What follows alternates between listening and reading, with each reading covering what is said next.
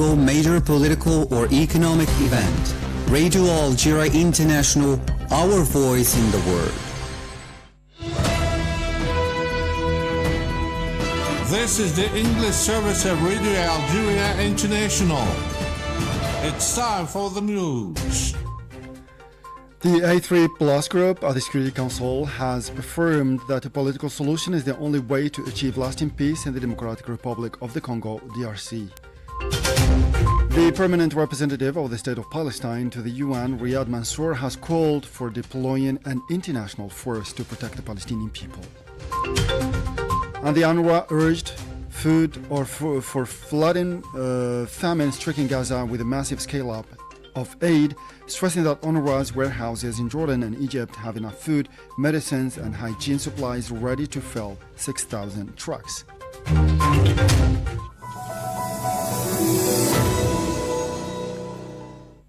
Those were the headlines, and now the news in detail from Radio Algeria International. Good afternoon. First, the A3 Plus group at the United Nations Security Council has affirmed that a political solution is the only way to achieve lasting peace in the Democratic Republic of the Congo, DRC, expressing its solidarity with the Congolese people and its commitment to the sovereignty, independence, unity, and territorial integrity of the country. Asia Bakar has more details.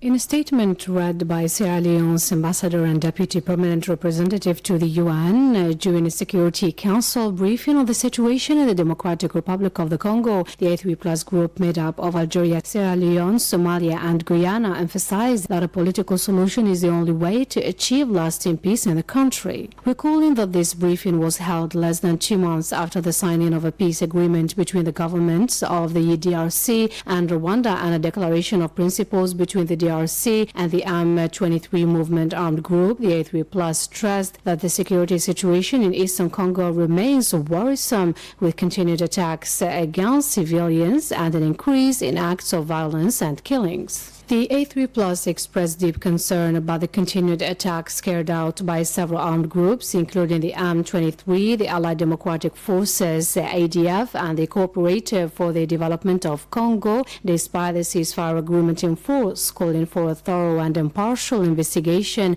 into all atrocities committed by armed groups in the country and for the perpetrators to be held accountable. The A3 Plus also deplored the lack of any tangible progress on the ground since the peace agreement, calling for intensified efforts to end this conflict. The A3 Plus also emphasized the role of the African Union mission and regional mechanisms in achieving lasting peace in eastern Congo, welcoming the facilitation efforts led by the U.S. government and the ongoing mediation between the government of the Democratic Republic of the Congo and the M23. Finally, the A3 Plus warned that violations of the ceasefire agreement are exacerbating an already difficult situation, particularly in humanitarian terms, calling on all armed groups to respect their commitments to international humanitarian law, including by ensuring the unhindered delivery of humanitarian aid. And the permanent representative of the State of Palestine to the United Nations, Riyad Mansour, has sent 3 identical letters to the UN Secretary General, the President of the Security Council for this month, Panama, and the President of the UN General Assembly, denouncing the escalation of Zionist aggression against the Palestinian people. Asibakar again.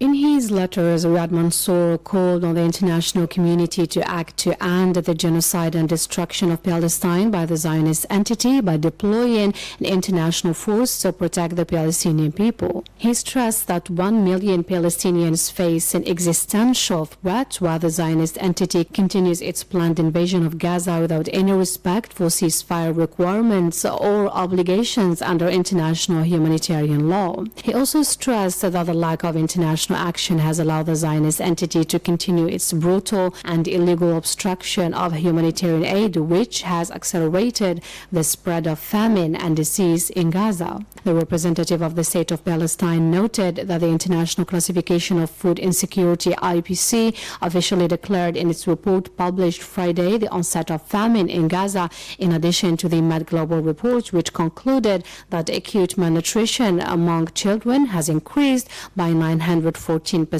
since the Zionist blockade last March, and that the famine threshold has already been crossed. The Palestinian diplomat reiterated the Palestinian leadership's constant calls for immediate international action to end this odious, inhuman and illegal situation, including through the use of all legitimate tools and means, and immediate action by the Security Council under Chapter 7 to protect the Palestinian people from the Zionist entity's genocidal aggression and its plot to destroy them. He also highlighted the Zionist entity's repeated murder of life-saving aid workers and journalists who expose Israeli atrocities to the world. Mansour stressed the need for Security Council to assume its responsibilities, particularly by protecting civilians and stabilizing the dire situation that threatens international peace and security. He also emphasized the need for all states, in accordance with international law, to exert real and immediate pressure on the Zionist entity to end its war of genocide and all its crimes in Gaza and the rest of the occupied Palestinian territory.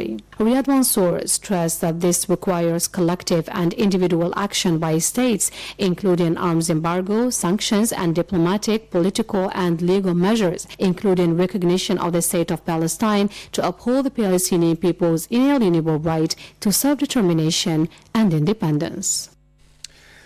And still in Gaza, at least 61 Palestinians were killed and 308 others were injured in the Gaza Strip over the last 24 hours as a result of the ongoing Israeli genocide in the region. Local health authorities confirmed that the Palestinian death toll from the Israeli onslaught since October 2023 has risen to 62,622 fatalities, with an additional 157,673 people sustaining injuries. The majority of the victims are women and children. Meanwhile, 8 more Palestinians died in the last 24 hours due to starvation and malnutrition in the famine-stricken Gaza Strip, bringing the total number of famine-related deaths in the region to 281, including 114 children. United Nations Secretary General Antonio Guterres has warned that Gaza is facing a man-made famine, calling the crisis a moral indictment and a failure of humanity. Guterres emphasized that the term famine has joined the list of words used to describe the severe humanitarian conditions in Gaza, noting that those responsible for taking action are falling short. Earlier, UN agencies officially declared famine in Gaza after the latest assessment from the Integrated Food Security Phase Classification IPC network. And the European Commissioner for Equality, Preparedness and Crisis Management, Haja Al-Habib, has said that famine is a reality in the Gaza Strip, stressing that people are dying from starvation. Asib Bakar has more.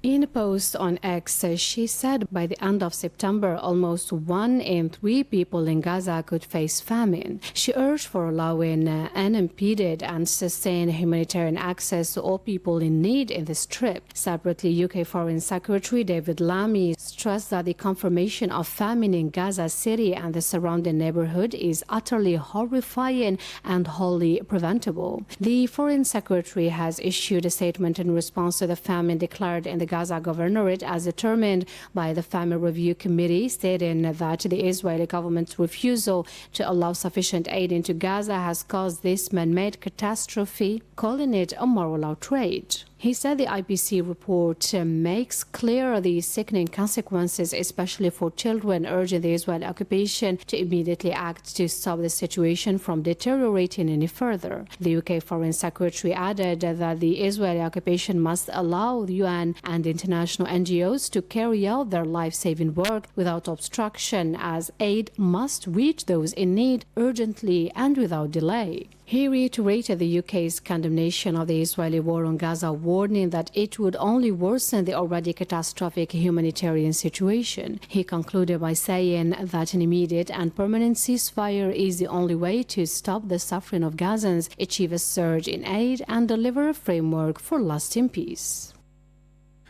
Meanwhile, the United Nations Relief and Works Agency for Palestine Refugees, UNRWA, has said that famine in Gaza City can be stopped. The UNRWA urged for reversing the ongoing catastrophe by flooding Gaza with a massive scale-up of aid through the United Nations, including UNRWA.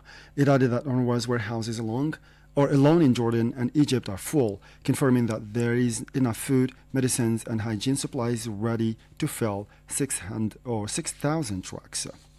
Earlier, the director of FAO's Office of Emergencies and Resilience, Rain Paulson, spoke about the existing famine indicators in Gaza that were taken into account by the Integrated Food Security Phase Classification, IPC. Let's listen to him. As we looked at the analysis and as the experts reviewed that analysis, just to take one example, the food consumption, so one of these three areas that we look at, and so the extent to which there's extreme hunger, the proportion of households across the Gaza Strip reporting very severe hunger, according to the household hunger scale, which is one of the tools that's used across the territory, doubled just in the period May to July, and for the Gaza governorate, tripled. In fact, at some 36%. And so, what's emerging from the analysis is the cumulative effect of 22 months. And here what we're seeing is an acceleration of a number of indicators which mean that they've broken through the thresholds for classical famine definition. And so, again, this is why the call to action is so important. That was the director of FAO's Office of Emergencies and Resilience, Rain Paulson. And Ukraine's President Volodymyr Zelensky has accused Russia of doing everything it can to prevent a meeting with Vladimir Putin to try to end the war. U.S. President Donald Trump has sought to bring the two leaders together, but he described them as oil and vinegar, which don't get along too well. Russian Foreign Minister Sergei Lavrov said Putin was ready to meet Ukraine's leader when the agenda is ready for a summit, and this agenda is not ready at all, accusing Zelensky of saying no to everything. After an intensive week of diplomacy in which Trump first met Putin in Alaska and then Zelensky with European leaders in Washington, the U.S. president said the war was turning out to be the most difficult he had tried to stop. And Spain and Portugal continue to battle massive wildfires at 20 locations despite improved weather conditions, helping efforts to bring some blazes under control. Spanish authorities said that 18 major fires remain active across the country, while Portugal is struggling with two large outbreaks in its northern and central regions. With this, we come to the end of this news bulletin for today. Time now for our weekly programs with my colleague Aziza Gassi with the program on Tassili, and it will be followed by another program by my colleague Marin Bershi on culture. With this, we come to the end of it. We'll meet you again tomorrow for a fresh edition of our news bulletin. Thank you and goodbye.